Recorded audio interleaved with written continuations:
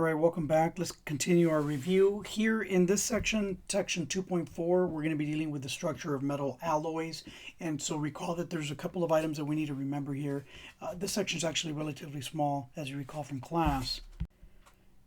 And one of the main things that you need to remember here is that whenever we're dealing with metal atoms, and let's go ahead and represent those metal atoms here as positive. Yeah, we can do it like this. So we've got these metal atoms positive here. And so when you have these metal atoms, the main thing that you got to remember with these metal atoms is, one, they're going to have a positive charge.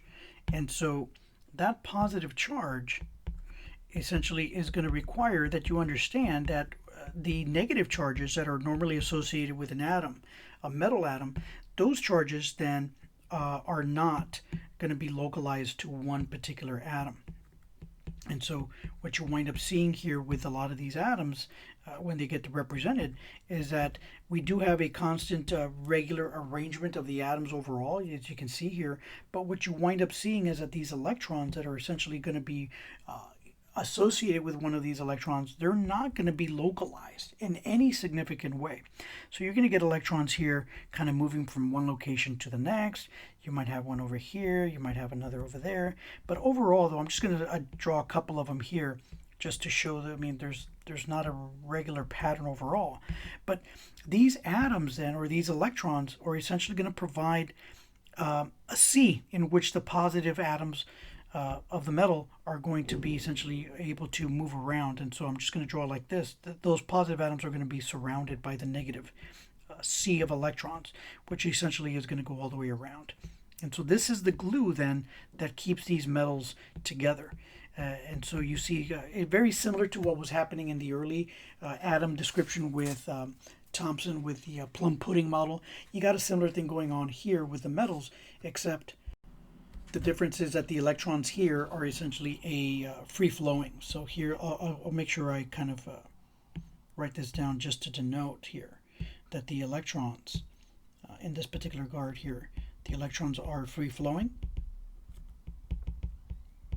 In other words, they don't belong to any one atom. And another way of saying that is that they are delocalized.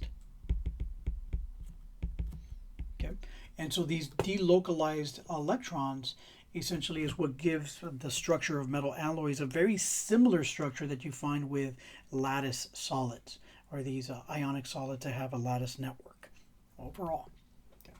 Okay. Couple of properties you should know here, as we mentioned in class. Remember that metals are malleable, they're ductile. You can form them into sheets, form them into wire, and a lot of that, the reason behind that, or the explanation behind that, has a lot to do with these delocalized electrons. It's what leads to that malleability and ductility. Okay. The other item in this section that you should be aware of is the types of alloys that are formed. And so a couple of the alloys that we want to make sure that we deal with are going to be these alloys of two types. And so the two types of alloys here that you should be aware of, one of them is going to be the interstitial alloy, and then the other type of alloy is going to be the substitutional alloy. And the main difference between these is going to be in terms of the size of the atoms, for one. So interstitial alloy essentially is going to be when you have a metal atom, and let's just represent that as a positive here, where you have a metal atom of certain size, and then you're going to get a smaller atom, or it could even be another atom like carbon, for example, that will essentially come in here and embed itself in the center between these atoms. Now, one easy, or one not easy thing, but one common thing that's often done on exams is that they'll go ahead and give you they'll ask you to draw it out based on a certain percentage composition of the alloy, like 60%, 30%, etc., and you have to draw them. So essentially what you want to do is, if they ever put a limitation on the number of atoms you can draw, take that number, multiply by the percentage, and that'll tell you the relative number of atoms that you should draw relative to that percent for that particular atom in the alloy. Same thing for the other one here. And the main thing that you need to know here is why is the interstitial, what's the whole significance behind these little atoms in between, which could be smaller atoms of another atom like a carbon, or it could be smaller metal atoms. The idea is that when you put these small little atoms in between the larger metal atoms, is that you're not going to get any sliding that is normally observed. Typically the metal is going to slide, and so let's go over here to this drawing that I had drawn before. This metal atom here, you're going to find some sliding, and so that sliding then can occur either in the direction here, say the direction goes that way, or you can also have sliding occur to the right and to the left as well. So this is the kind of sliding that occurs, but whenever you put these smaller atoms in between, in this little gap between these four metal atoms, what you're going to do is you're going to prevent the sliding. So there isn't very much sliding, and this actually causes there to be a strengthening in some cases of the metal alloy. In other cases, however, you might find that you might have some slightly different properties associated with it as well. In some cases, you might get a little bit more malleability resulting from the alloy. But typically when you have these smaller atoms, it actually does prevent a little bit of the sliding, which produces this reduction of the slipping, which gives you a stronger metal overall. Now, in the case of the substitutional alloy, which we have here is going to be the example where you still have the metal atom here.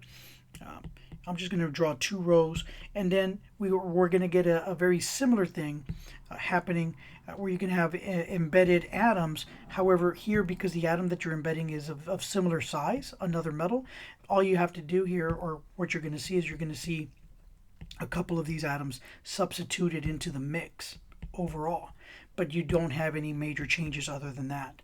And so here again, the thing to remember or to keep in mind is that you can have a percentage substitution composition, and the main two items to remember is the size is the same for all of the metals that are substituted. In this case, I've got 2 substituted here.